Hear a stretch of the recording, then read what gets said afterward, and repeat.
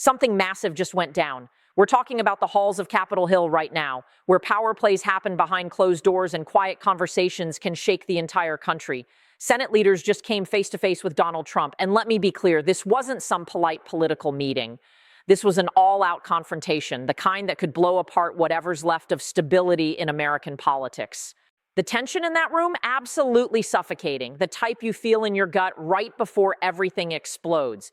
Here's what I need you to picture. Mitch McConnell, the seasoned political fighter who's seen it all, standing directly across from the former president, his voice calm, but you can hear it underneath. This is it. This is the end of the line.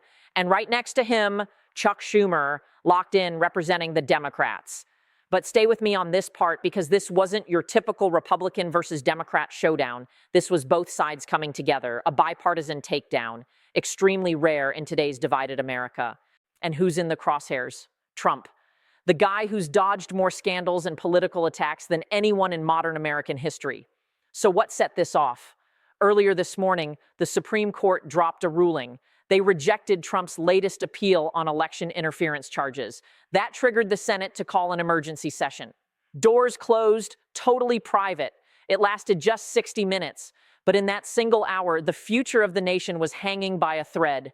Decisions were being made in whispers, staffers kicked out of the room, doors locked tight.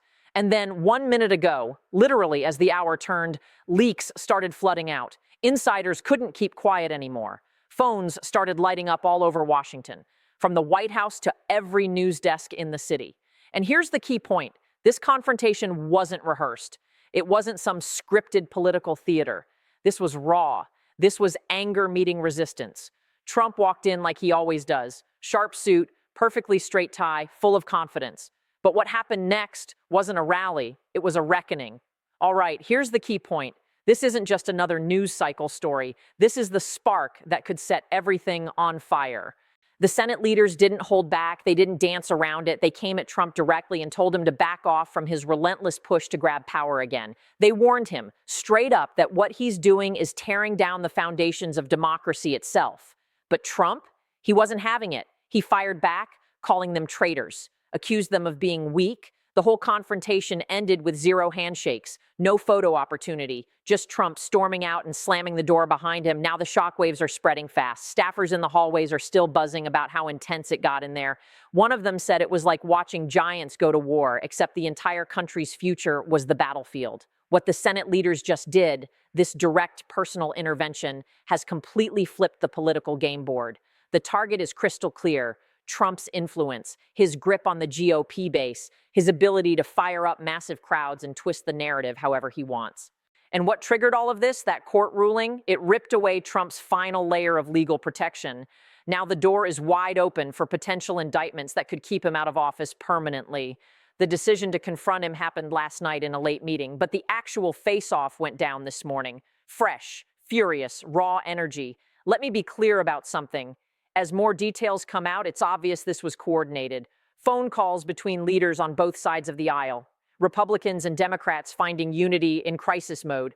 The Senate, which is usually paralyzed by gridlock and can't agree on anything, moved faster than we've seen in years. So why now? Because that court ruling wasn't just some legal footnote buried in paperwork. It was a bombshell. It confirmed charges of conspiracy and fraud from the 2024 election cycle. Trump tried to appeal it. He claimed presidential immunity should protect him, but the justices shut him down hard. 6-3 decision. Their exact words, "No one is above the law." That's what triggered the Senate's move. Confront him directly, push him to give up the fight or face total isolation. But here's what sources inside are saying. Trump actually laughed at first. Then his face turned red as reality started sinking in. This is the breaking event that changes absolutely everything. From this moment forward, the dominoes start falling. Now listen closely, because this is where it gets real. This is not some routine political process. This is not your standard Washington conflict. Something like this only happens when everything falls apart, when the illusion of unity completely cracks open and you can see the massive gaps underneath. What we're seeing now from these institutions, it shows they've lost patience. They're shifting into enforcement mode. They're preparing to use force if words don't work.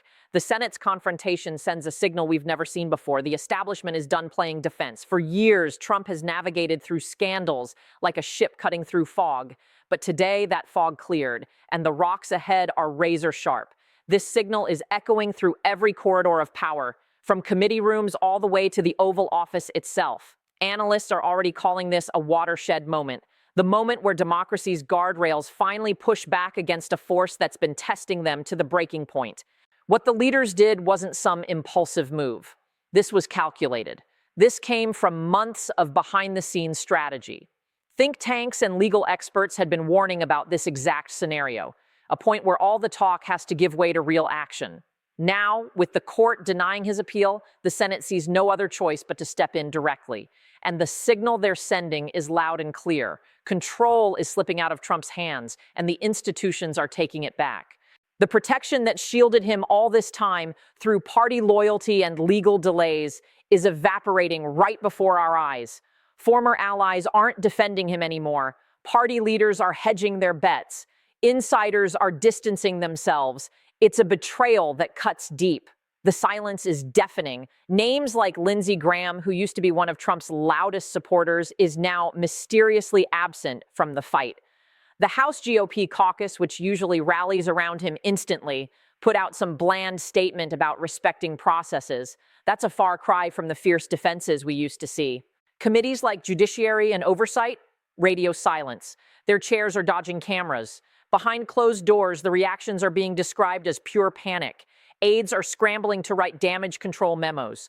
One insider leaked this quote, "It's every man for himself now." Public loyalty has been replaced with caution. Vague tweets about unity without even mentioning Trump's name, people hedging their bets, quiet exits from his inner circle, fundraisers getting canceled, donors pulling their money back. The political meaning couldn't be clearer. They see what's coming, a tidal wave of consequences that could drown them all if they stay too close to him. This betrayal marks a turning point, a fracture inside the GOP where Trump's MAGA base is now clashing head-on with the institutional wing of the party. McConnell reportedly told him during the confrontation, "We've carried this far enough."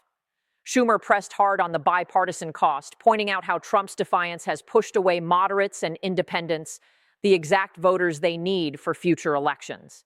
Trump, staring down this united front, saw the writing on the wall, but he refused to read it. His response? A full-blown tirade about deep state conspiracies. But even that didn't land like it used to. Sources say everyone in that room felt the shift. Trump went from being an asset to being a liability. And here's the thing. This turning point isn't just about one man. It's systemic. The Senate's action is sending a message to lower courts and prosecutors everywhere. The path is clear for enforcement now. No more stalling tactics, no more endless appeals. The denial was final, and the betrayal from inside his own party amplifies everything. Figures like Mike Pence, who's been silent for so long, is now quietly endorsing this move in private conversations. Even international allies are watching this closely. European leaders are quietly relieved to see this pushback happening. But for Trump, this is isolation at its absolute peak. His inner circle, already thinned out after years of people leaving, is now facing straight-up defections. One advisor anonymously told reporters, "The emperor has no clothes and everyone's finally saying it out loud." The Senate's unprecedented move reveals something massive. The institutional power structure has shifted. They're not waiting anymore. They're not hoping Trump fades away on his own. They're actively dismantling his influence piece by piece. The Supreme Court ruling gave them the green light they needed. Now, enforcement mechanisms are grinding into motion. Legal teams are prepping indictments. Federal prosecutors are coordinating strategies. State-level officials are aligning their actions with federal timelines. Trump's legal shields are collapsing faster than his team can rebuild them. Every appeal gets denied quicker. Every delay tactic gets shut down harder. The courts aren't playing games anymore. And across government buildings, you can feel it, a grim determination mixed with cautious relief. One veteran staffer compared it to finally cutting the rope on a runaway train. Terrifying, but absolutely necessary. The Senate leaders' face-to-face meeting wasn't symbolic posturing. It was the final warning shot before the full mechanisms kick in. McConnell reportedly told Trump, "You've left us no alternative." Schumer added that the country simply cannot afford endless appeals and deflections anymore. Trump's response, according to multiple accounts, bounced between pure rage and cold calculation. He threatened to rally his base into the streets, threatened to expose corrupt deals. But the leaders didn't flinch. They'd already mapped out the fallout. Market jitters if uncertainty drags on. security repositioning around key government sites, diplomatic reassurances to rattled international partners. Behind the scenes, the read is unanimous among career officials. The confrontation exposed Trump's isolation. No backup is coming. No wave of endorsements showed up after that meeting. Instead, it's quiet phone calls from former cabinet members urging restraint, business allies quietly pulling their investments, international figures expressing private concern. This phase is defined by speed and silence. No grand press conferences from the Senate side yet, just measured statements about upholding the Constitution. The read is crystal clear. They believe the tipping point has already passed. Trump's ability to intimidate people or charm his way out of situations has faded. Every hour that goes by without a major countermove from him just reinforces the perception that he's in decline.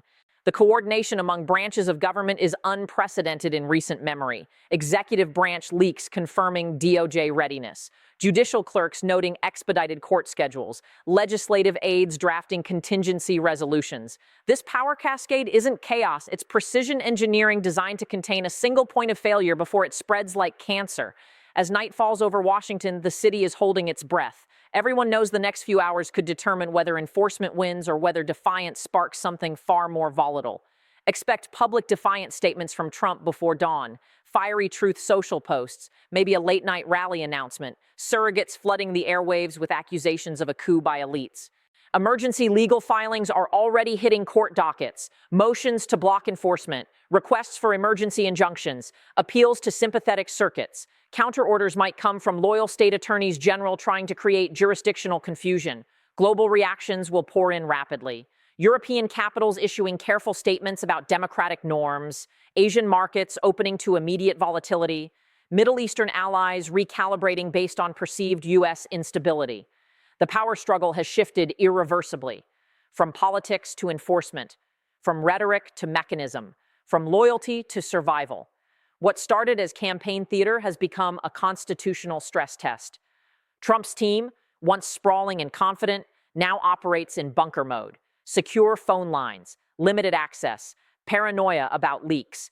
Every advisor is weighing personal risk against continued allegiance. Some have already started drafting exit statements. Others are quietly consulting their own attorneys. The escalation phase is marked by asymmetry. Trump's tools are loud but increasingly hollow: tweets, rallies, donor calls. Meanwhile, the opposing side wields quiet, unstoppable force: subpoenas, warrants, asset freezes. Public defiance might energize the base for a moment, but each outburst pushes moderates and institutions further away. The Senate leaders, having delivered their message in person, now step back to watch the machinery they activated do its work. McConnell issued a single-line statement after the confrontation: "The rule of law must prevail." Schumer followed with measured words about protecting democracy from any threat, internal or external. No gloating, no victory lap. Just the calm of people who know the tide has turned. Global eyes are locked on this. NATO briefings include contingency language about U.S. internal disruptions. UN diplomats are whispering about precedent for other populist leaders. Financial markets are bracing for turbulence if indictments come down swiftly. The shift from politics to enforcement means rhetoric doesn't cut it anymore. Every word Trump speaks now gets measured against potential contempt charges or witness tampering accusations.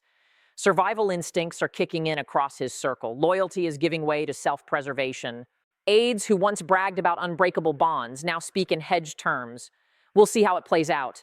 The escalation isn't theatrical explosions. It's the steady tightening of legal pressure. Expect filings to multiply overnight, countermoves to be met with swift rebuttals, and each escalation narrows Trump's options even further. The struggle has left the realm of persuasion and entered the domain of compulsion. What happens next depends less on charisma and more on compliance or the consequences of refusing. International institutions are watching intently now. NATO convenes emergency consultations on alliance cohesion if U.S. executive authority appears compromised. The UN Security Council monitors for ripple effects on global rule of law norms. Key allies from London to Tokyo are issuing restrained but pointed calls for stability. Credibility damage spreads rapidly to the U.S. legal system if enforcement fails, to executive authority if defiance succeeds, to alliances if partners start questioning America's reliability. Risk of diplomatic isolation grows by the hour. European leaders are privately discussing contingency planning for reduced U.S. engagement. Asian partners are accelerating backup strategies. Financial markets are already pricing in uncertainty with sharp swings in futures. A market shock could hit if indictments trigger asset freezes or campaign funding collapses. Security repositioning is underway. Heightened protection around federal buildings. Discrete military posture adjustments. Intelligence community briefings on domestic extremism. Risks tied to mobilization calls. This is no longer a story about one person. This is a test of the system itself. The confrontation laid bare whether checks and balances can still function against sustained pressure. Outcomes now narrow to three stark paths: full enforcement of legal accountability, institutional collapse under sustained assault, or historic confrontation that redefines power boundaries for generations. After this moment, nothing returns to normal. The old assumptions, endless appeals, partisan cover, public exhaustion leading to everyone just giving up, have shattered. The situation is accelerating now, slipping out of containment, racing toward resolution or rupture. The Senate leaders face-to-face was the point of no return, the moment when delay became impossible and unity across the aisle became inevitable. Trump, once the disruptor who bent reality to his will, now faces a reality that refuses to bend. The institutions, long criticized as outdated and slow, have shown they can still act with purpose when their existence is at stake. Whether enforcement prevails, whether collapse follows, or whether confrontation births a new order, the United States emerges changed. The clock cannot be rewound. The showdown that began in a locked room this morning has set forces in motion that will not easily be stopped.